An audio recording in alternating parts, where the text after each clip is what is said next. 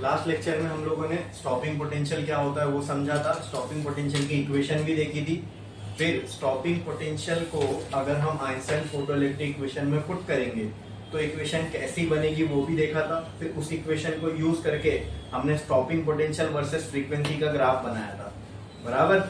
अभी हम लोग एक ग्राफ देखने जा रहे हैं जिसमें हम लोग स्टॉपिंग पोटेंशियल और इंटेंसिटी का वेरिएशन देखेंगे अगर हम फ्रीक्वेंसी ऑफ फोटोन को कांस्टेंट रखते हैं तो। ठीक है, तो एक लाइन छोड़ो, स्टार डालो, हेडिंग लगाओ, हेडिंग लगाओ, हेडिंग लगाओ, graph of photo current versus stopping potential.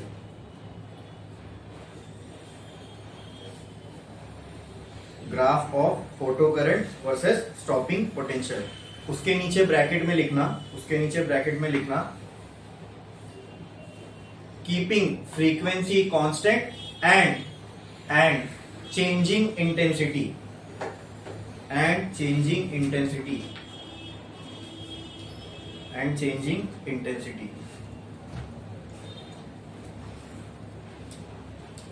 अब देखो stopping potential versus photo current का हमें ग्राफ बनाना है, ठीक है। और स्टॉपिंग पोटेंशियल हमने देखा था कि उसकी वैल्यू जो है पॉजिटिव से नेगेटिव वेरी हो रही है ना। जब हम पोटेंशियल को पॉजिटिव करते जा रहे थे तो क्या हो रहा था, कैथोड से एनोड की तरफ इलेक्ट्रॉन्स का फ्लो ज्यादा से ज्यादा हो पा रहा था। और जैसे जैसे हमने एनोड को नेगेटिव पोटेंशियल की तरफ बढ़ाना शुरू किया तो क्या हुआ, धीरे धीरे करके इलेक्ट्रॉन जो है वो एनोड पे पहुंचने वाले वो कम होने लगे। और एक पोटेंशियल ऐसा आया कि जो सरफेस वाले इलेक्ट्रॉन थे वो भी एनोड तक नहीं पहुंच पा रहे थे, मतलब वहां पे फोटो करंट टोटली क्या हो गया, स्टॉप। और उस पोटेंशियल को हम कहते हैं स्टॉपिंग पोटेंशियल। तो क्या मैं बोल सकता हूं स्टॉपिंग पोटेंशियल की वैल्यू पॉजिटिव नेगेटिव से पॉजिटिव वेरी होगी या पॉजिटिव से नेगेटिव वेरी होगी, ठीक है। तो इस ग्राफ में हम लोग किसके किसके बीच में बना रहे, फोटो करंट, ठीक है। तो यहाँ पे मैं ले लिया फोटो करंट I और इस एक्सिस पे मैंने ले लिया पोटेंशियल की वैल्यू, ठीक है, V। बोलो क्लियर है। यहाँ पे होगा 0। मैंने दोनों साइड क्यों लिया, क्योंकि हमको पता है स्टॉपिंग पोटेंशियल नेगेटिव भी हो सकता है, ठीक है, नेगेटिव ही होता है। दैट नेगेटिव हमने उसके डेफिनेशन में क्या लिखा था, that negative potential of anode with respect to cathode at which photo current totally stop और become 0 called as stopping potential, बराबर, ठीक है। अच्छा, आप मुझे बताओ, हम लोग जैसा हमने पढ़ा था उससे शुरुआत करते हैं, ठीक है। पहले हमने स्टॉपिंग पोटेंशियल को नेगेटिव रखा था या पॉजिटिव रखा था, क्या रखा था बोलो, नेगेटिव रखा था कि पॉजिटिव रखा था, पॉजिटिव रखा था, बराबर, ठीक है।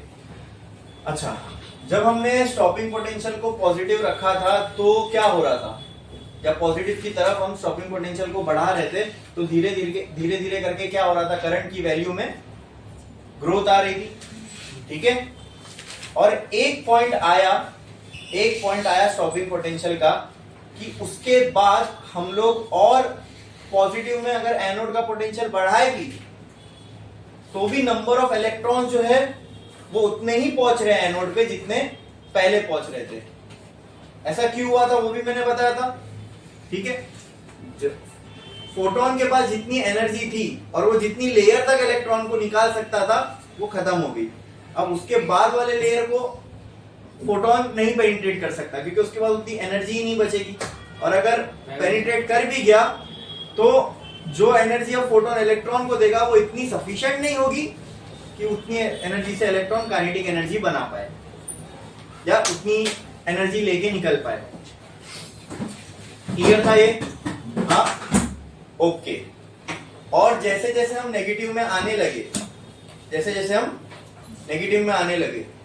वैसे वैसे क्या होने लगा, जैसे जैसे हम नेगेटिव की तरफ बढ़ने लगे, फिर एक पॉइंट आया था जहां दोनों बराबर थे, फिर उसके भी बियॉन्ड हम नेगेटिव में चले गए तो क्या होने लगा, कुछ इलेक्ट्रॉन्स अब भी एनोड तक पहुंच रहे थे और एक पर्टिकुलर नेगेटिव पोटेंशियल पे क्या हुआ कि इलेक्ट्रॉन्स का आना एकदम बंद हो गया एनोड पे, बराबर।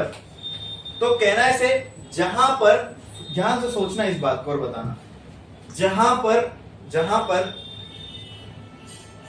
करंट जीरो हो गया, करंट मतलब फोटो करंट, हाँ फोटो करंट कैसे बनता है, फोटो इलेक्ट्रॉन से।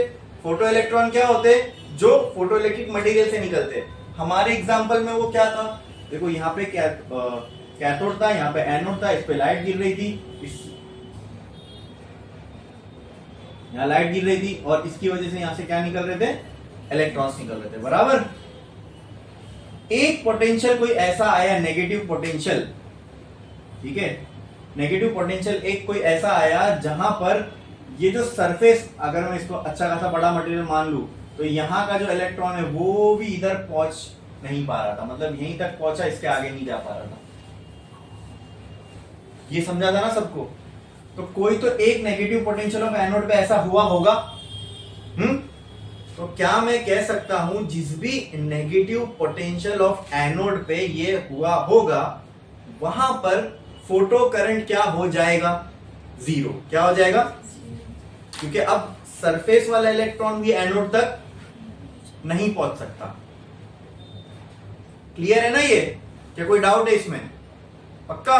बढ़ू आगे।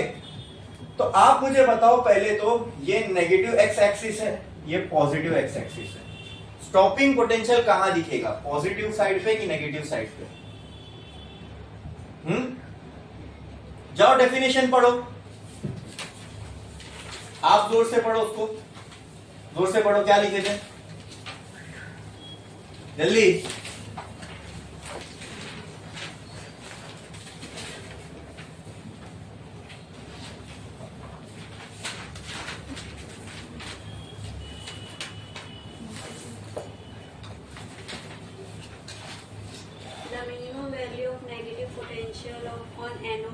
with respect to cathode at which photocurrent stops completely is called stopping potential. फिर से बोलो।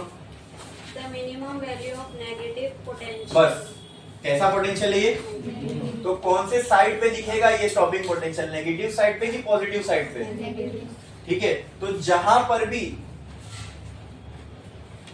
मान लो कोई एक पोटेंशियल है ये, अगर मैं बोलूं यही स्टॉपिंग पोटेंशियल है, कहीं पे भी नेगेटिव साइड में मैं कहीं पे भी एक वैल्यू ले रहा हूं, ठीक है, और मान लिया वही स्टॉपिंग पोटेंशियल है, तो यहां पे एक चीज क्या पक्की हो जाएगी, अगर ये स्टॉपिंग पोटेंशियल की वैल्यू है तो यहां पे मैं एक चीज करंट के बारे में क्या बोल सकता हूं, बोलो, फोटो करंट के बारे में क्या बोल सकता हूं, स्टॉपिंग पोटेंशियल पे फोटो करंट क्या हो जाता है, क्या इसमें डाउट है किसी को, क्यों होता है वो सब कुछ हमने समझा था ना लास्ट लेक्चर में। तो क्या मैं बोल सकता हूं करंट की वैल्यू ग्रो होना स्टार्ट इधर से ही होगी, हाँ कि ना, ठीक है। वो की को याद करो, नेगेटिव पे था, एक नेगेटिव पोटेंशियल पे हमने लाया तो फोटो करंट जीरो हो गया। अब मैं उसको फिर से नेगेटिव से पॉजिटिव की तरफ बढ़ाने लगूं तो क्या होगा, क्या होगा, नेगेटिव की तरफ लेके गया तो इलेक्ट्रॉन स्टॉप हो गए, पॉजिटिव की तरफ जाने लगूंगा तो इलेक्ट्रॉन फिर से एनोड पे पहुंचने लगेंगे। अगर इलेक्ट्रॉन्स एनोड पे पहुंचने लग पा रहे हैं तो क्या फोटो करंट देखने को मिलेगा, मतलब स्टॉपिंग पोटेंशियल से अगर मैं पॉजिटिव की तरफ बढ़ने लगूं, स्टॉपिंग पोटेंशियल से अगर मैं पॉजिटिव की तरफ बढ़ने लगूं तो करंट के साथ क्या होगा, इंक्रीज होता हुआ दिखेगा, और स्टॉपिंग पोटेंशियल से लेफ्ट साइड जाऊं तो डिक्रीज की बात ही नहीं, अब खत्म हो गया ना, अब क्या कोई फर्क ही नहीं पड़ेगा, स्टॉपिंग पोटेंशियल से पीछे कितना भी और नेगेटिव पोटेंशियल लगा दो कोई फर्क करंट पे पड़ने वाला नहीं, क्योंकि जो आखिरी था वो भी नहीं पहुंच पा रहा था, और नेगेटिव में बढ़ा के क्या मतलब है, ठीक है। हाँ, तो अगर मैं नेगेटिव से पॉजिटिव की तरफ अब बढ़ाने लगूं पोटेंशियल को तो क्या होता हुआ दिखेगा, तो करंट इंक्रीज होता हुआ दिखेगा, धीरे धीरे अब फिर से इलेक्ट्रॉन आने लगेंगे।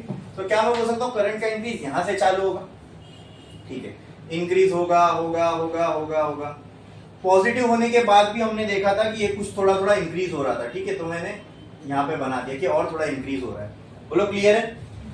लेकिन एक पॉजिटिव पोटेंशियल ऐसा आया एनोड का कि उसके बाद और बढ़ाने से, पोटेंशियल और बढ़ाने से फोटो करंट में कोई इंक्रीज नहीं आ रहा था। वो क्यों नहीं आ रहा था वो भी हमने देखा, कि जितने इलेक्ट्रॉन निकल सकते थे यहां से वो निकल चुके। अब अगर मैं पॉजिटिव में एनोड का पोटेंशियल और भी बढ़ा दूं तो और कोई नया इलेक्ट्रॉन नहीं है वहां से यहां आने के लिए, तो पर सेकंड पहले जितने इलेक्ट्रॉन आ रहे थे अब भी उतने ही इलेक्ट्रॉन जाएंगे। तो क्या एक टाइम के बाद पॉजिटिव पोटेंशियल में बढ़ाया, इलेक्ट्रॉन बढ़ते गए। देखो ना यहां से यही हो रहा है ना, हम नेगेटिव से पॉजिटिव की तरफ पोटेंशियल को बढ़ा रहे हैं तो धीरे धीरे करंट की वैल्यू इंक्रीज हो रही है। करंट की वैल्यू इंक्रीज हो रही है मतलब नंबर ऑफ इलेक्ट्रॉन एनोड पे पहुंचने वाले वो बढ़ रहे हैं। तो ये मेरे को देखने पे समझ में आया कि जैसे जैसे मैं पॉजिटिव की तरफ बढ़ा रहा हूं एनोड का पोटेंशियल धीरे धीरे फोटो करंट मुझे बढ़ता हुआ दिख रहा है। ओके, तो हम बढ़ाते गए वाह बढ़ाते जाओ, करंट बढ़ते जा रहा है। लेकिन ऐसा हमेशा होता रहेगा क्या? नहीं। मतलब ऐसा एग्जांपल लो, जैसे मैंने पॉजिटिव पोटेंशियल किया 1, फिर 2, फिर 3, फिर 4, तो 1 पे भी बढ़ा, 2 पे भी बढ़ा, 3 पे भी बढ़ा, 4 पे भी बढ़ा, 5 पे भी बढ़ा। लेकिन 5 के बाद जब 6 किया तो 5 पे जितना था उतना ही 6 पे भी है, 7 पे क्या तो वो भी उतना ही है, 8 पे क्या। मतलब 5 के आगे अगर मैं और भी पोटेंशियल को बढ़ाऊं पॉजिटिव में तो कोई फर्क पड़ रहा है क्या? नहीं। क्यों नहीं हो रहा है ये? क्योंकि जितने भी इलेक्ट्रॉन निकलने वाले थे वो सारे के सारे आ चुके। अब तुम 500 भी कर दो तो भी और करंट बनने वाला नहीं है। तो करंट अपनी मैक्सिमम वैल्यू को पहुंच गया, अब करंट और ग्रो नहीं होगा। तो ऐसी चीज को क्या बोलते हैं? जो चीज ग्रो होते होते एक पॉइंट पे आके रुक जाती है, अब इससे ज्यादा उसकी ग्रोथ नहीं हो सकती, तो उसको बोलते क्या है? सैचुरेशन। या इसका हम कहते हैं सैचुरेशन हो गया। जितनी ग्रोथ होनी थी इसकी हो गई, अब ये सैचुरेट हो गया। बोलो क्लियर है? अब टाइम के साथ और मैं वोल्टेज वही बना के रखूं तो देखो स्टॉपिंग पोटेंशियल मतलब एक नेगेटिव पोटेंशियल ऑफ एनोड, ये नेगेटिव पोटेंशियल ऑफ एनोड है। यहाँ पे करंट की वैल्यू थी 0, यहां से जैसे जैसे मैं पॉजिटिव की तरफ बढ़ रहा हूं तो करंट की वैल्यू बढ़ रही है। कोई तो एक पॉजिटिव वैल्यू पे ऐसा होगा कि इसके आगे और बढ़ाने से करंट की वैल्यू नहीं बढ़ेगी, तो ग्राफ ऐसा हो जाएगा। मतलब यहाँ पर मैं पॉजिटिव पोटेंशियल ये भी कर दूं तो करंट उतना ही है, पॉजिटिव पोटेंशियल ये भी कर दूं तो करंट उतना ही है, पॉजिटिव पोटेंशियल देखो बढ़ाते जा रहा हूं तो भी करंट की वैल्यू उतनी ही है। बोलो क्लियर है? तो इस वैल्यू ऑफ करंट को मैं क्या बोलूंगा? यहां मैं बोल सकता हूं यहाँ पे करंट क्या हो गया? सैचुरेट। तो इसको हम क्या कहते हैं?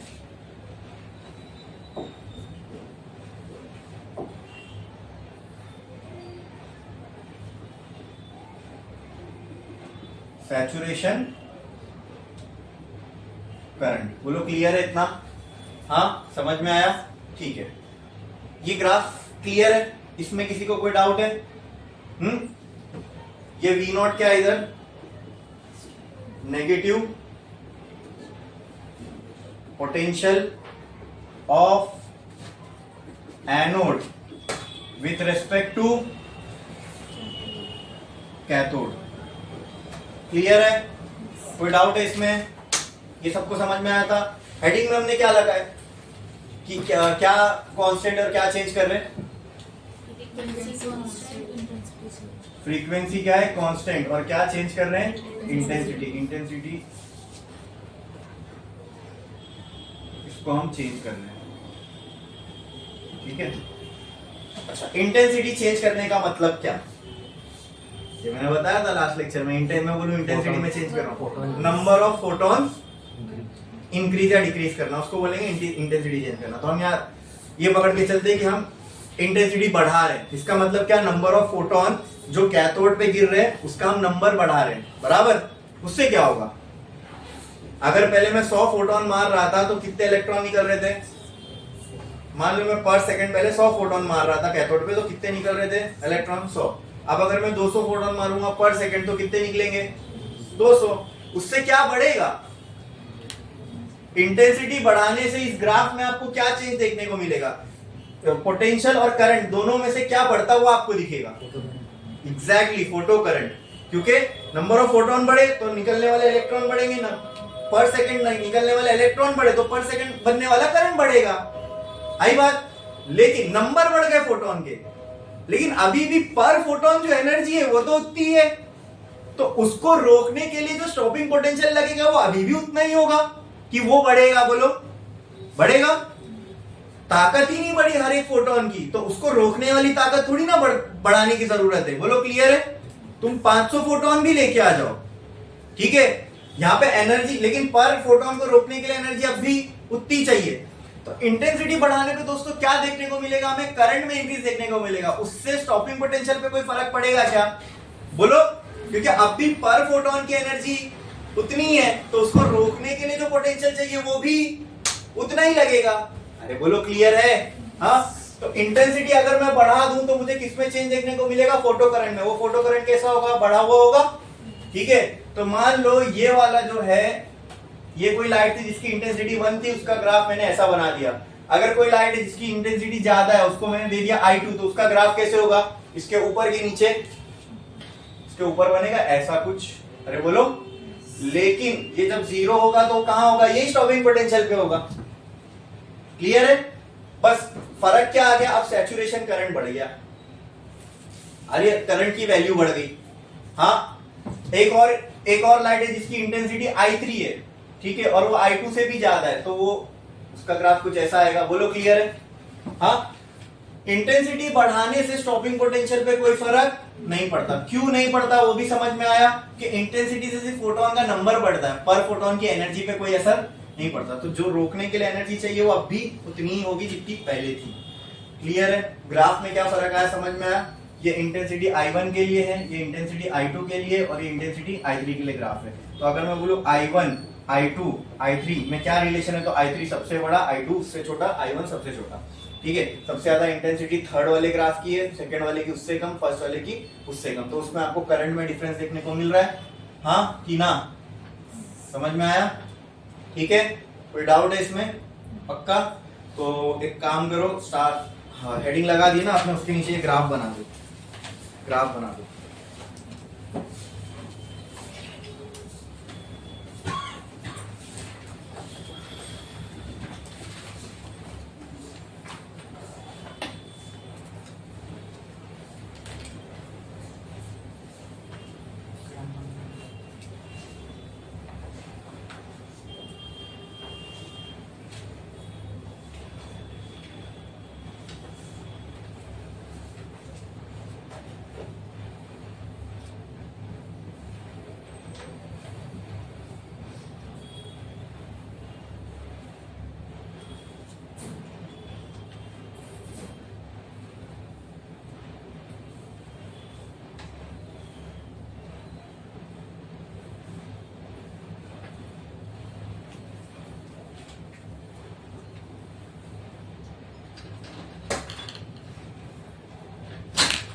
ये भी लिख देना उसमें।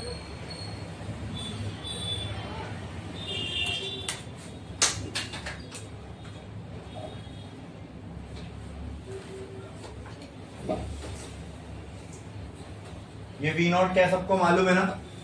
क्या है V नॉट? Stopping potential.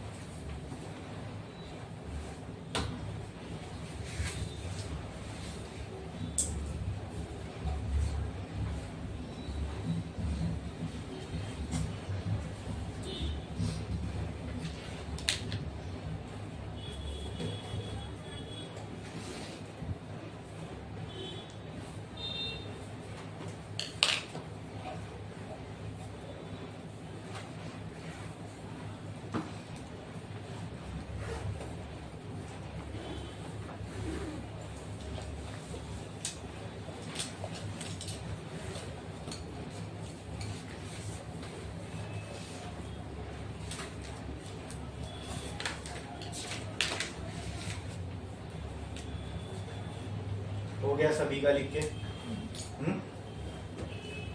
पढ़ो आगे। अच्छा, इस ग्राफ के नीचे फिर हम क्या लिख सकते हैं? Stopping potential, stopping potential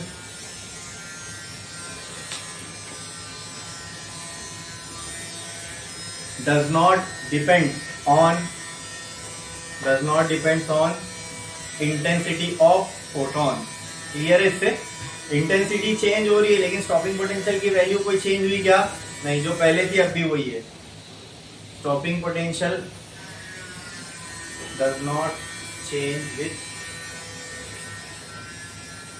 change in intensity of photon, on changing the intensity of photon। ठीक है, क्लियर है? नेक्स्ट एक लाइन छोड़ो, स्टार डालो, हेडिंग लगाओ। एक और ग्राफ हमें देखना है, that is graph of stopping potential versus photo current. Graph of stopping potential versus photo current, same graph है। हाँ, बट हम चेंज अब कुछ और करेंगे और कांस्टेंट कुछ और रखेंगे। पहले क्या ब्रैकेट में क्या लिखे थे, changing and what was constant. अब उल्टा, अब क्या चेंज करेंगे, फ्रीक्वेंसी, और क्या कांस्टेंट रहेगा, लिखो ब्रैकेट में। और पहले थोड़ा सा उस पर डिस्कस करते हैं कि ग्राफ में क्या चेंज देखने को मिलेगा, फिर बनाएंगे।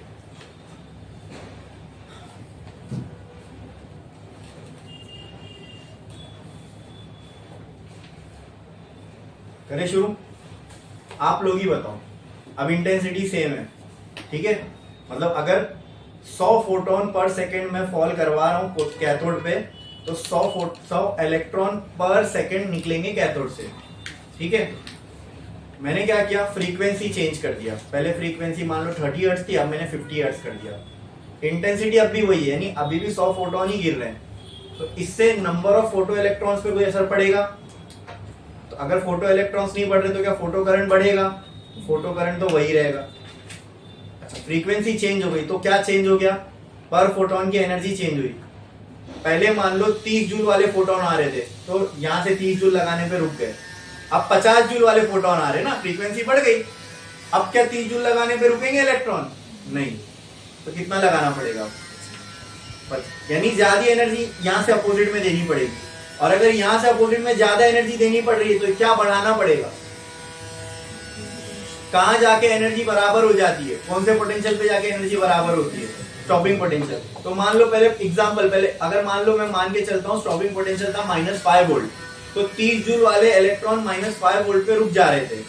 क्या 50 जूल वाले क्या -5 वोल्ट पे रुक जाएंगे? नहीं, उनके लिए नेगेटिव पोटेंशियल और बढ़ाना पड़ेगा, मान लो -7 वोल्ट करना पड़ेगा। तो इस यहाँ क्या हो गया, एनर्जी फ्रीक्वेंसी बढ़ाने से फोटोन की एनर्जी बढ़ी, और एनर्जी बढ़ने की वजह से क्या हुआ कि स्टॉपिंग पोटेंशियल की जो रिक्वायरमेंट थी वो भी ज्यादा हो गई। अगर मैं 70 हर्ट्ज वाला कोई फोटोन मारूं कैथोड पे, तो उसकी एनर्जी एग्जांपल ले लो 70 जूल हो गई। अभी 7 जूल वाला तो 50 जूल वाले को रोक पा रहा था, अभी 70 जूल वाला इलेक्ट्रॉन आ रहा है। अब वो रोक पाएगा? नहीं। अब उसको रोकने के लिए और हमें पोटेंशियल बढ़ाना पड़ेगा, मान लो 9 जूल। तो हो क्या रहा है यहाँ पे फ्रीक्वेंसी बढ़ाने से? स्टॉपिंग पोटेंशियल की वैल्यू बढ़ रही है। करंट पे कोई फर्क पड़ा? क्योंकि नंबर ऑफ फोटोन तो अब भी उतना ही है, 30 वाले केस में भी, 50 वाले केस में भी और 70 वाले केस में भी। क्लियर है? पक्का? बढ़े आगे? ठीक है, आओ देखते हैं इसका ग्राफ में क्या होगा। तो ये stopping potential versus photo current. तो यहाँ मैंने ले लिया फोटो करंट, स्टॉपिंग पोटेंशियल के लिए ये साइड पॉजिटिव और स्टॉपिंग पोटेंशियल ये साइड नेगेटिव। हाँ, ये हम सबको पता है कि अच्छा, स्टॉपिंग पोटेंशियल नेगेटिव होगा कि पॉजिटिव? तो उस नेगेटिव साइड में बनेगा पॉजिटिव साइड। तो कहीं पे भी मैंने एक वैल्यू ले ली, मान लो ऐसा मैंने 5, 7 कुछ भी माना था ना, तो कोई भी एक वैल्यू ले लिया मैंने यहाँ पे नेगेटिव में, मान लो यही है मेरा स्टॉपिंग पोटेंशियल। क्लियर?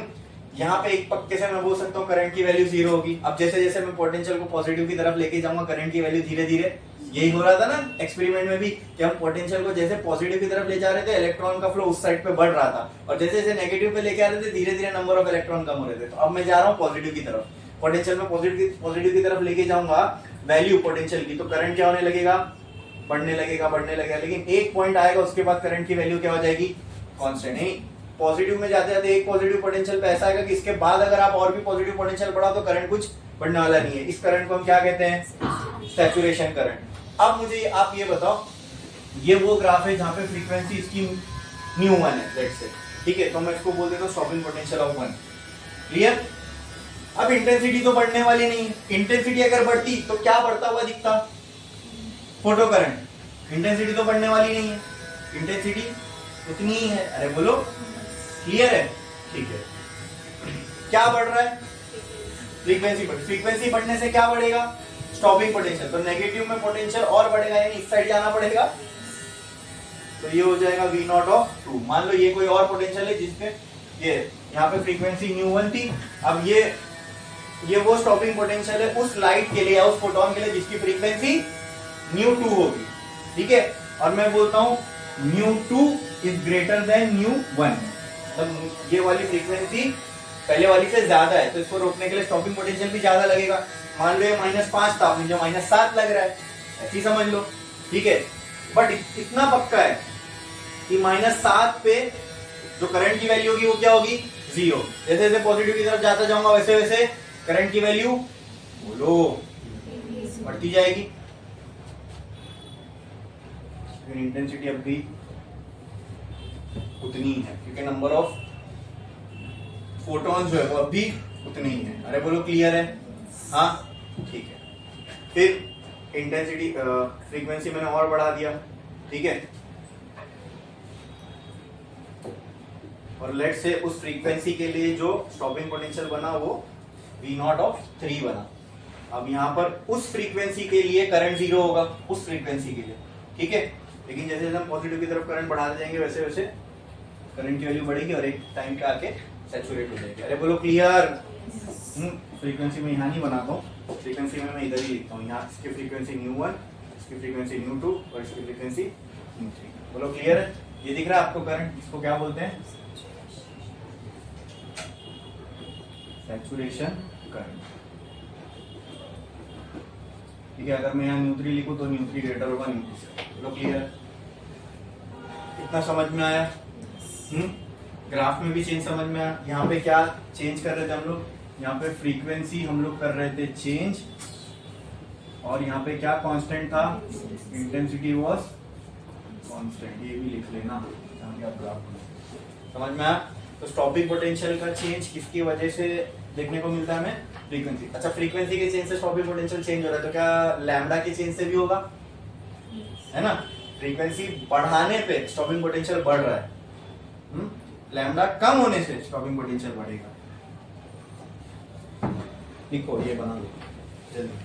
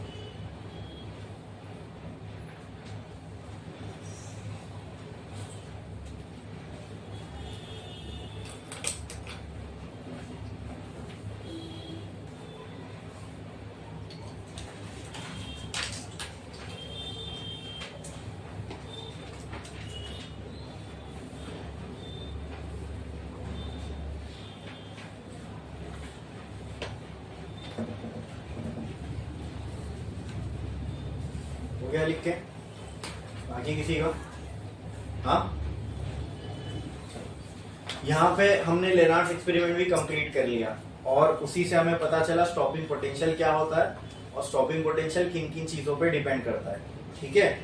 ग्राफ भी देखे हमने, इसमें टोटल 3 ग्राफ थे और इससे पहले भी कुछ 4-5 ग्राफ हमने देखा। इसके बाद हमें एक छोटा सा वो टॉपिक पढ़ना है, उसके बाद हमारा रेडिएशन वाला पार्ट हो जाएगा complete, dual nature of radiation. अब इसी के एप्लीकेशन पे, फोटो इलेक्ट्रिक इफेक्ट के एप्लीकेशन पे एक डिवाइस बना है जिसका नाम है फोटो सेल, ठीक है। तो लिखो, एक लाइन छोड़ो, स्टार डालो, उसी को हम फोटो इलेक्ट्रिक सेल भी बोलते हैं। स्टार डालो, लिखो फोटो इलेक्ट्रिक सेल और photo cell, photo electric cell और photo cell, photo electric cell और photo cell, photo electric cell और फोटो सेल। देखो, it is a device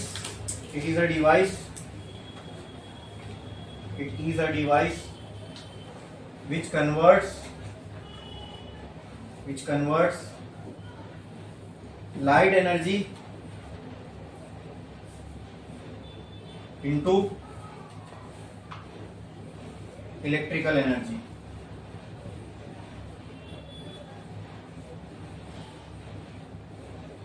Converts light energy into electrical energy, ठीक है।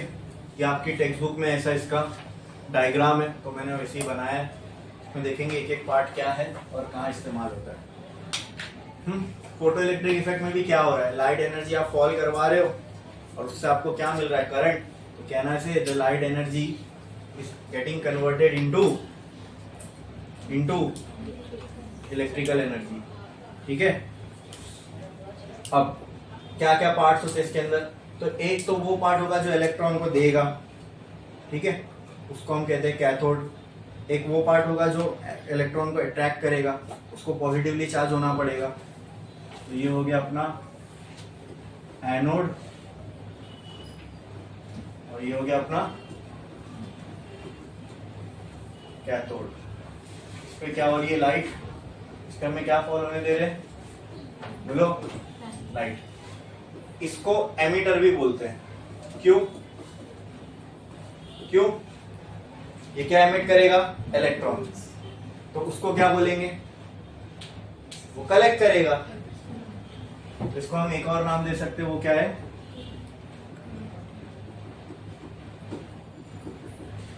Collector. ठीक है, तो सिंपल सा कंस्ट्रक्शन है इसका। अच्छा, और इसके नीचे एक सर्किट लगा हुआ है। अब ये प्रोग्रामेबल सर्किट होते हैं, इनको हम करंट की पल्स के हिसाब से प्रोग्राम कर सकते हैं कोई एक पर्टिकुलर टास्क को एग्जीक्यूट करने के लिए। ठीक है, बताऊंगा मैं आगे। अब फिलहाल तो अभी इतना समझना है कि फोटोसेल काम कैसे करता है। देखो, लाइट इंसिडेंट किस पे हो रही है? कैथोड पे, और उसकी वजह से कैथोड से क्या निकलेंगे? इलेक्ट्रॉन्स निकलेंगे, और वो इलेक्ट्रॉन्स कहां पे जाएंगे? एनोड पे।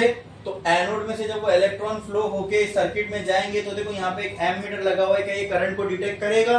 हाँ, जब तक ये करंट को डिटेक्ट करता रहेगा, ये आगे का सर्किट जो है अच्छे से चलता रहेगा।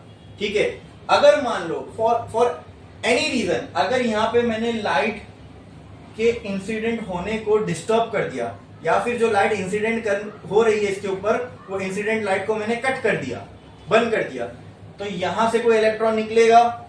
नहीं। तो यहां कोई इलेक्ट्रॉन जाएगा? नहीं। तो यहां कोई करंट बनेगा? नहीं। ये एमीटर कोई करंट को डिटेक्ट करेगा? नहीं। तो अगर ये करंट डिटेक्ट नहीं किया, तो आगे का सर्किट में कुछ ना कुछ हलचल होगी, क्योंकि उसको तो इस तरीके से हमने डिजाइन किया कि जब तक करंट मिलता रहे उसका वर्किंग जो है प्रॉपर होती रहे। अगर नहीं मिलेगा तो उसको कुछ तो पर्टिकुलर टास्क के लिए बनाए होंगे हमने, या वो अलार्म ट्रिगर कर देगा, कुछ भी। बोलो क्लियर? तो फोटोसेल कुछ भी नहीं है, फोटो इलेक्ट्रिक इफेक्ट पे काम करने वाली चीज है। It is an application of photo electric effect. तो जो फोटो इलेक्ट्रिक इफेक्ट में हमने देखा, क्या वही यहाँ हो नहीं रहा है? हाँ, अब इसके एप्लीकेशन कहाँ है वो समझो। तो मैं इससे आपको एक रेफरेंस देके समझाता हूँ। आप लोगों ने धूम 2 पिक्चर देखे? ऋतिक रोशन वाली? नहीं देखे? या तो मूवीज में आपने ऐसा कुछ सीन देखे हो कि कोई चोर होता है और बहुत ही हाईटेक जगह पे चोरी करने आता है, म्यूजियम में, और बहुत सारी ऐसी लेजर वेजर होती है, तो ऐसा उल्टा सीधा गुलाटी मार के वो हीरे तक पहुंचता है। हाँ, तो ऐसी कुछ सीन वो धूम 2 में भी था कि लेजर होती है, और लेजर एक बीच में कुछ तलवार रखी होती है, उसके आसपास लेजर होती है। ठीक है, मतलब अगर उस तलवार को लेने जाओगे तो वो लेजर को कट करते हुए जाओगे, बिना कट के आप वहां तक पहुंच ही नहीं सकते। और वही कंसेप्ट जो अगर आप किसी मूवी में देखे हो कि एक बड़ा सा रूम है, उसमें बहुत सारी लेजर यहाँ वहां से गुजर रही है, और बहुत दूर पे कोई एक चीज रखी हुई है, हीरा वीरा रखा है, तो ऐसा आड़ा टेढ़ा होके कैसे भी करके वहां तक वो लोग पहुंचते हैं। लेकिन वो एक चीज उसमें लोग अवॉइड करते हैं, क्या? लेजर को कट करना, राइट? क्योंकि उनको भी पता होता है कि अगर लेजर कट हो गई तो क्या ट्रिगर हो जाएगा? अलार्म ट्रिगर हो जाएगा। तो वो यही वर्किंग होता है उसके अंदर। ठीक है, it can be use for burglar alarm. Burglar मतलब चोर, तो चोरों से बचने के लिए जो अलार्म होता है उसके अंदर हम इसको यूज कर सकते हैं। अब कैसे? मान लो जैसे यही रूम है, और यहाँ कुछ कीमती चीज रखी हुई है, सामने से कोई आ रहा है, और इस रूम में पूरी यहां से वहां, ऐसे ही समझ लो स्ट्रेट लाइन, यहां से मैंने एक लाइट का सोर्स दिया, और सामने यानी सामने जो है वो यहाँ कैथोड है, वहां सामने एनोड है, और जमीन के अंदर मैंने ये पूरी वायरिंग कर दी। ठीक है, या फिर यहां से यहां पे लेजर जा रही है, बस, और उधर ही पूरा ये सिस्टम लगा हुआ है, ऐसा समझ लो। यहाँ पे मैंने एक लेजर लाइट रखा, और वो लेजर को मैंने यहाँ इस दीवार पे फॉल होने दिया, और जहां पर भी ये फॉल हो रही है वहां पे इस फोटो सेल का कैथोड है। क्या है? कैथोड। एंड बाय रिफ्लेक्शन और एनीथिंग मैंने इस कैथोड की रे को डिफ्लेक्ट कर दिया एनोड पे। तो अब जब ये लाइट की रे कैथोड पे गिरेगी, कैथोड से क्या निकलेंगे, इलेक्ट्रॉन निकलेंगे, और इलेक्ट्रॉन किस पे जाएंगे, एनोड पे, और एनोड से करंट बन के इस सर्किट में फ्लो हो रहा होगा, बराबर। और इस सर्किट को मैंने इस तरीके से डिजाइन किया हूं सपोज कि जब तक इसमें करंट फ्लो हो रहा है ये कुछ नहीं करेगा, समझे। अगर 1 मिली सेकेंड के लिए भी इसने करंट डिटेक्ट नहीं किया तो इसको मैंने ऐसे प्रोग्राम किया हुआ हूं कि अलार्म बजना चालू होना चाहिए, साउंड चालू हो जाना चाहिए। बोलो क्लियर है? हाँ। अब ऐसी लाइन से यहां पे मैंने ये एक नहीं ऐसे 100 लगा दिया मैंने। अब अगर वो यूवी लाइट है, अगर वो यूवी लाइट है जो दिखती भी नहीं है, और कोई अनजाने में आ गया, यहाँ पे कोई भी चीज रखी हुई उसको चोरी करने के लिए, तो वो अनजाने में क्या इन लाइट्स को कट करता हुआ नहीं आएगा? अच्छा, वो भले बहुत स्पीड से है, लेकिन क्या 1 मिली सेकेंड के लिए तो ऐसा हो सकता है कि उसने उस लाइट को कट किया होगा। अच्छा, जितने टाइम के लिए वो लाइट कट होगी, क्या उतने टाइम के लिए यहाँ इलेक्ट्रॉन्स पहुंचेंगे? जितने टाइम के लिए वो लाइट कट होगी, क्या उतने टाइम के लिए यहां से इलेक्ट्रॉन निकलेंगे? क्या उतने टाइम के लिए यहाँ इलेक्ट्रॉन पहुंचेंगे? तो क्या उतने टाइम के लिए करंट डिटेक्ट करेगा? ये तो हर सेकंड का करंट को डिटेक्ट करे जा रहा है। इसको कुछ सेकंड के लिए ऐसा लगेगा कि यहाँ पे अभी करंट नहीं आया, तो इसको जो प्रोग्राम किया ये करने लग जाएगा, क्या, अलार्म ट्रिगर कर देगा, समझे। हाँ, तो धूम 2 का मैं एग्जांपल दे रहा था, उसमें यही करता है। ऋतिक रोशन और ऐश्वर्या राय दोनों एक ही चीज चोरी करने आते हैं, तो ऐश्वर्या राय डायरेक्ट हाथ से वो तलवार उठाने जाती है, तो ऋतिक रोशन उसको रोक देता है। उसमें यूवी लाइट्स या कुछ ऐसी लाइट लगी हुई होती है तलवार के आसपास जो आंखों से नहीं दिखती, तो उसको एक ग्लास देता है, वो ग्लास पहन के उसको भी वो लाइट दिखती है, बराबर। तो उसको समझाता है अगर डायरेक्ट तुम ले लेते तो क्या होता, अलार्म बज जाता। फिर ऋतिक रोशन क्या करता है, कॉइन निकालता है और कॉइन फेंक के मारता है उसी लाइट पे। तो कितना टाइम लगेगा कि कॉइन उस लाइट को कट करके चला जाए? कोई भी एक लाइट को बस कट कर देती है वो लाइट, सब फेंक के मारता है वो। तो उससे क्या होता है, कुछ मिली सेकेंड के लिए वो लाइट ऊपर से नीचे आने वाली डिटेक्ट नहीं हुई होगी एनोड पे, तो अलार्म बजने लगता है। फिर पुलिस आती है, लोग तब तक लेके भाग जाते हैं। क्लियर है? हाँ। अच्छा, दूसरी एक और जगह काम आता है। हम लोग मॉल्स में जाते हैं तो दरवाजा ऑटोमेटिक ओपन होता है, उसमें भी ये यूज होता है, ऑटोमेटिक डोर ओपनिंग। एस्केलेटर बहुत टाइम तक अगर कोई उस पर नहीं चढ़ रहा तो रुक जाता है। तो मैंने कहा ना, ये यहाँ पे जो सर्किट है उसको आप जिस हिसाब से प्रोग्राम करोगे वो टास्क आप उससे परफॉर्म करा सकते हो, ठीक है। ये सिर्फ क्या कर रहा है, फोटोसेल करंट को डिटेक्ट कर रहा है। अब मान लो मॉल में वो चीज कैसे होती है, जैसे आपसे समझो 3-4 मीटर दूर दरवाजा है, ठीक है, लेकिन आपके आने से पहले ओपन हो जाता है। वो कैसे कि उससे पहले ही कहीं तो भी ना ये फोटोसेल की अरेंजमेंट लगी हुई है कि एक जगह से लाइट आ रही है, कैथोड पे गिर रही है, कैथोड से एनोड पे जा रही है, एनोड से करंट बन रहा है, ठीक है।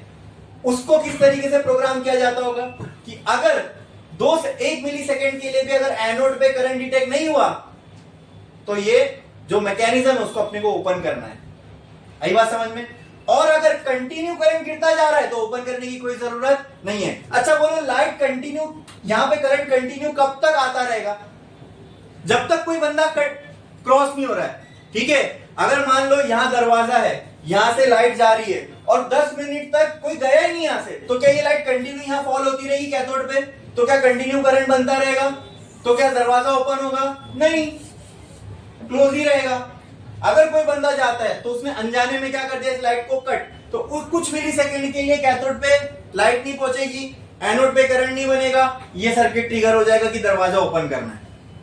समझ में आया? क्लियर है? तो दरवाजा ओपन हो जाता है। सेम एस्केलेटर में भी होता है।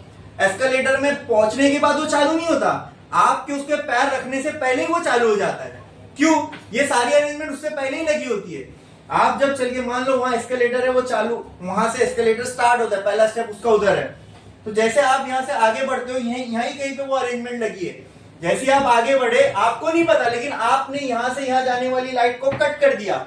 जैसे आपने उस लाइट को कट किया, कुछ मिली सेकेंड के लिए कैथोड पे लाइट नहीं पहुंची, और कैथोड पे लाइट नहीं पहुंची होगी तो कुछ मिली सेकेंड के लिए एनोड पे भी करंट नहीं बना होगा।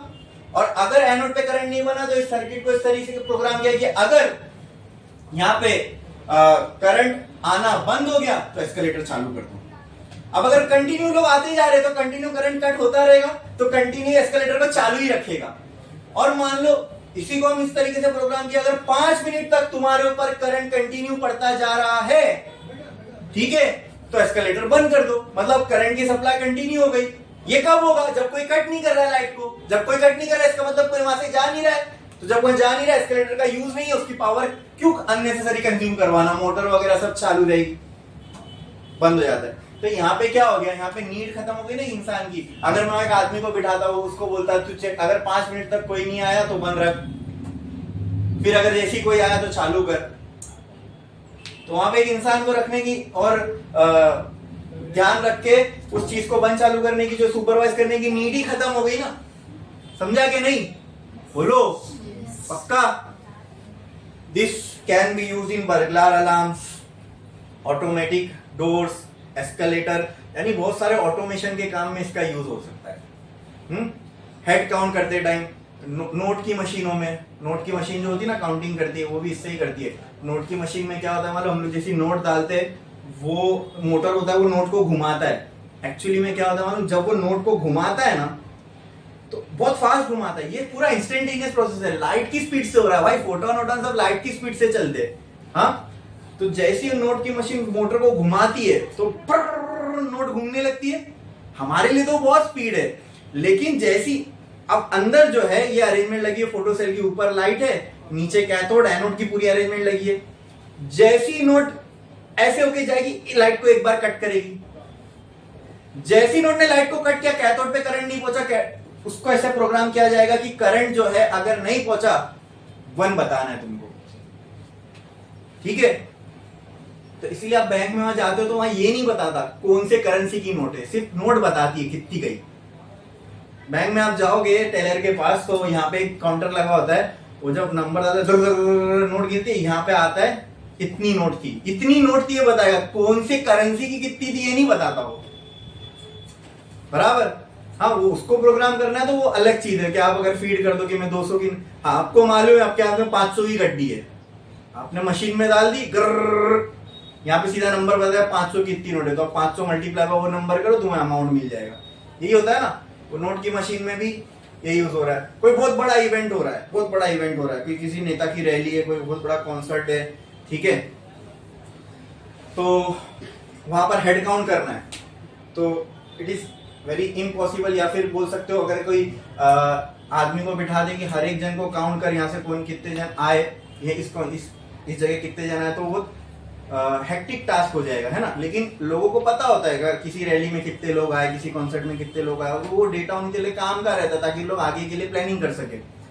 तो जहां से एंट्री हो रही है वहीं पे अगर मैंने ये लगा दिया, ठीक है, कि ऊपर एक लाइट का सोर्स है, नीचे पैर के पास एक फोटो सेल लगा है जिसका कैथोड पे वो लाइट गिर रही है, जब जब कोई इंसान पास होगा वो अनजाने में उस लाइट को कट करेगा, बस काउंट हो गया एक। वैसे कितने देखने की जरूरत ही नहीं है, कितने भी लोग जैसे जैसे जाते रहेंगे वो काउंटर चलता रहेगा अपना, समझे। तो इसके बहुत सारे एग्जांपल्स हैं, मेनली अगर जो भी हमें अभी इतने एग्जांपल समझ में ऑटोमेट कर सकता है ये टास्क को, ये अपने आप में नहीं कर सकता, इसको एज अ डिटेक्टर यूज करते हैं ना हर जगह पे, एज अ डिटेक्टर समझ लो। ये होता है, ये कुछ डिटेक्ट करेगा। डिटेक्ट क्या, जैसे कोई इंसान आ गया, उसको नहीं पता इंसान इसके समझ में नहीं आता, वो तो हमको मालूम पड़ा ये ऐसे काम करता है, तो हमने अपनी समझ से उसको ऐसा बिठाया कि जैसे कोई इंसान गया तो इसने डिटेक्ट कर लिया। वो इसको नहीं मालूम कोई इंसान गया, उसको तो लाइट समझ में आती है, लाइट कटी बस डिटेक्ट कर लिया इसने, कोई गया तो अब दरवाजा खोलो, डिटेक्ट किया कोई गया एस्केलेटर खोलो, डिटेक्ट कर लिया किसी ने क्रॉस किया अलार्म बजा दो, समझ में आया। हाँ, तो एज अ डिटेक्टर यूज होता है बहुत सारे ऑटोमेटिक ऑटोमेशन टास्क के अंदर। हाँ, सेम एक और एग्जांपल आप दे सकते हो मुझे। हाँ, जैसे एस्केलेटर का मैंने दिया, कुछ तो ऐसा सोचो ना कि जहाँ पे ऐसे ये ऑटोमेटिक टास्क होता है ऐसे यहाँ हो सकता होगा। अभी लिफ्ट से आए होगे, हाँ लिफ्ट में ऐसे हम लोग जैसे हाथ ऐसा करते हैं, फट से दरवाजा ओपन हो जाता है क्या नहीं? हाँ बेटा मोस्टली सही करेगा, आप जा बैठो वहाँ पे, समझे ना। ऐसे कितने कई सारे ऑटोमेशन के टास्क होंगे, तो आप भी ऐसा दिमाग लगा सकते हो कहाँ का यूज हो रहा होगा, और होता भी एक्चुअली, समझे।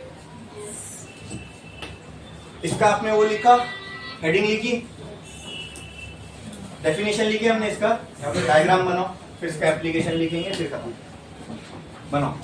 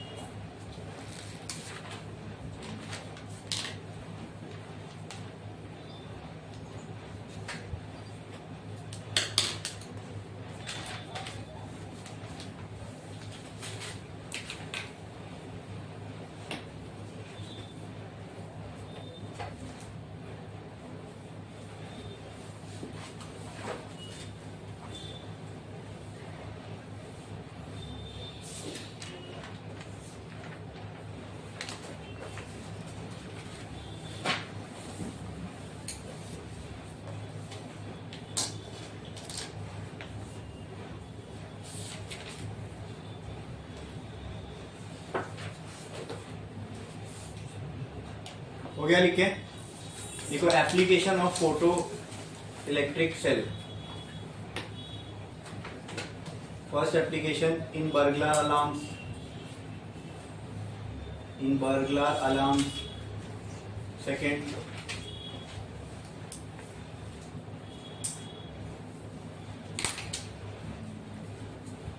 Note counting machine.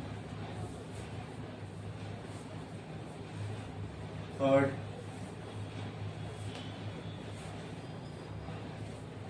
automatic opening and closing of doors.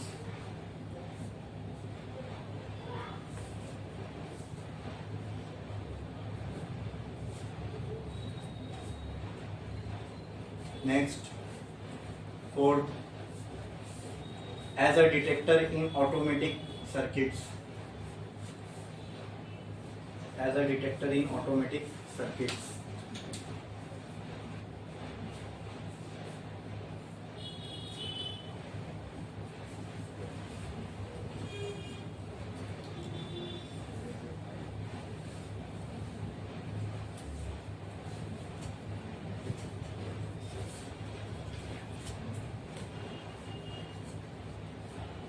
देखा आपने? ठीक है, इसके बाद यहाँ पे अपना जो है रेडिएशन वाला पार्ट हो गया complete. Dual nature of radiation यहाँ तक हमने समझ लिया। ठीक है,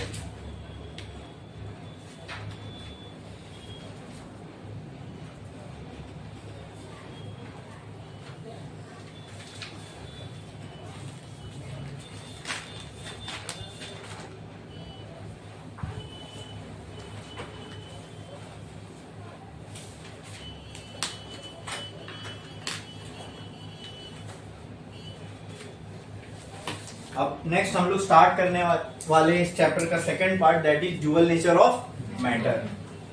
अभी तक हमने क्या देखा दोस्तों कि पिछले चैप्टर से अगर हम लोग देखते हुए आए तो 1675 में न्यूटन ने लाइट को पार्टिकल माना, फिर वहां से इंटरफेरेंस, डिफ्रैक्शन, पोलराइजेशन प्रूव नहीं हो पाया तो हाइगन की थियरी को हमने अपनाया, फिर 1801 में ये बात साबित हो गई कि लाइट एक वेव है, डबल स्लिट एक्सपेरिमेंट से।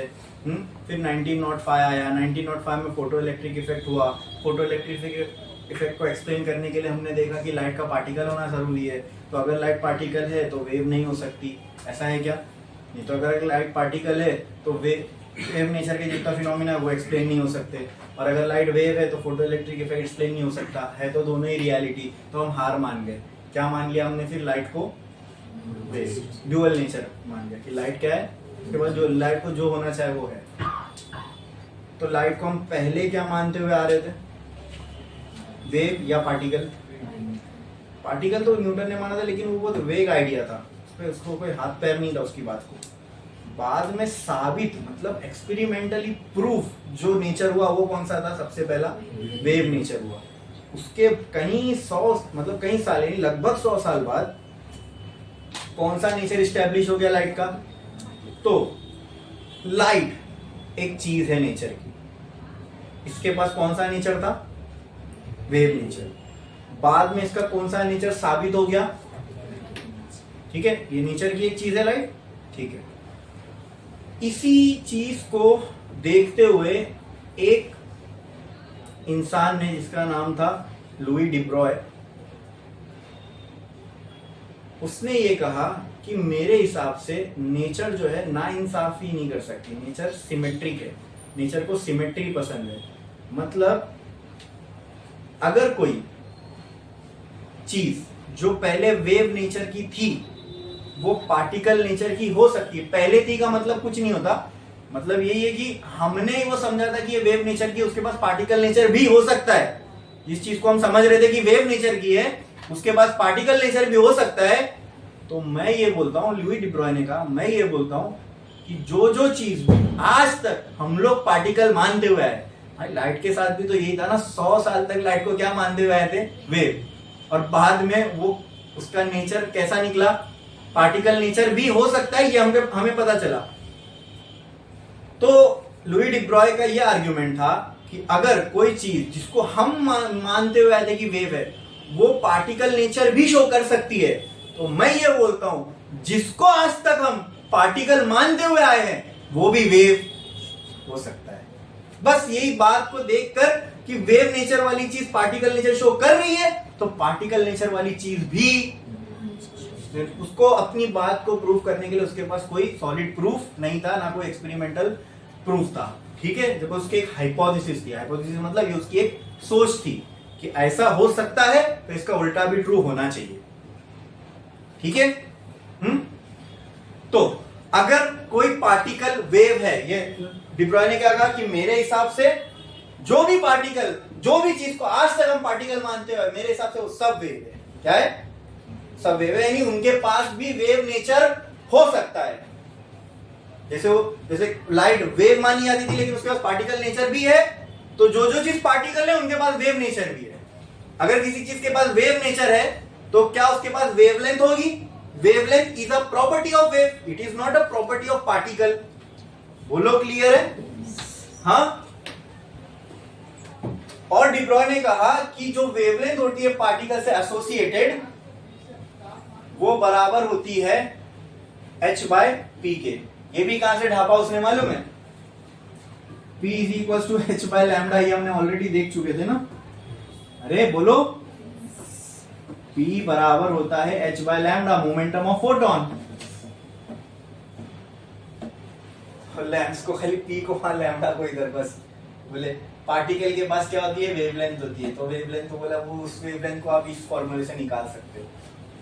वेवलेंथ का फॉर्मूला दे दिया उसने, ठीक है, h/p। ठीक है, तो लोगों ने कहा ठीक है, निकाल के बताओ फिर। तो निकाल के देखते हैं। लैम्डा इज इक्वल टू, ये तो कांस्टेंट है, p क्या होगा? m/v। हाँ, अब पार्टिकल की बात हो रही है, अब फोटोन की बात नहीं कर रहा हूं। फोटोन की बात करता तो मैं यहाँ मास ही नहीं पुट कर पाता। वो फॉर्मूला डिराइव तो फोटोन के लिए किए थे हमने, है ना। लेकिन अब उसी फॉर्मूले को हम किसके लिए यूज कर रहे हैं? पार्टिकल के लिए। क्यों यूज कर रहे हैं? क्योंकि हम मान रहे हैं, जैसे डिब्रॉय ने कहा, उसने माना कि पार्टिकल के पास भी वेव नेचर है। ठीक है, पहली बात तो ये इक्वेशन अपने आप में बहुत मस्त इक्वेशन है, थोड़ा देखो इसको तो समझ में आएगा। इस इक्वेशन में क्या है? p momentum, momentum is something which is defined for a particle. ये क्या है? Wavelength. Wavelength is something which is defined for a wave. अगर इस इक्वेशन को देखोगे ना तो आपको खुद इसकी खूबसूरती समझ में आएगी। This equation shows wave particle duality. अगर ये इक्वेशन कोई चीज सेटिस्फाई कर रही है इसका मतलब उसमें डुअल नेचर है, ठीक है। ये पार्टिकल प्रॉपर्टी, ये वेव प्रॉपर्टी, और एक इक्वेशन में दोनों आ रहे, समझे? अच्छा, तो कोई भी एक मास लो, कोई भी एक एवरेज पर्सन का मैं समझता हूं मास जो होगा लेट से 60 केजी होगा। और अगर वो मैक्सिमम, अभी 60 केजी का आदमी अगर मैक्सिमम स्पीड से भागे तो कितना भाग सकता है? यूसेन बोल्ट का वर्ल्ड रिकॉर्ड क्या है? 9.42 समथिंग 100 मीटर स्प्रिंट का। चलो ठीक है, वो सब छोड़ो, कन्वर्जन करना पड़ेगा। मतलब मैं फास्टेस्ट ह्यूमन की बात कर रहा हूँ, एक वो तो एवरेज नहीं, वो तो फास्टेस्ट हो गया, एवरेज की तो कोई इसके नियर भी नहीं होगा।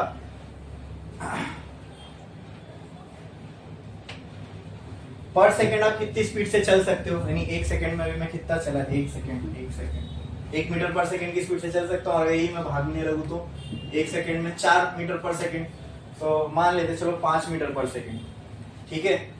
और h की वैल्यू कितनी है? लैम्डा इक्वल टू 6.636 इंटू 10⁻⁻34, ठीक है। 6 5 30, 0 2 0 और ऊपर फेंको, माइनस में और हो जाएगा, कितना हो जाएगा? -36 होगा। ये 3 1 3 2 का मान लो 2 पॉइंट समथिंग कुछ भी आएगा। 3 1 चलो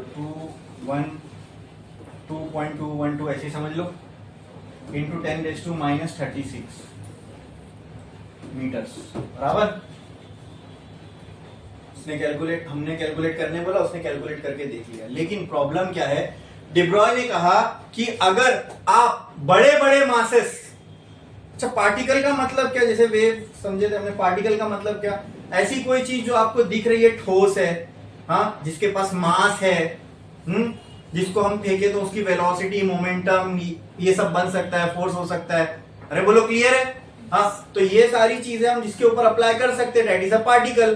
जैसे मास, जिसके ऐसी कोई चीज जिसके पास अपना मास हो, उसके बाद हम कह सकते हैं पार्टिकल नेचर है। तो हम भी तो मास है, हमारा भी तो मास है, तो क्या हम भी पार्टिकल नेचर के हुए?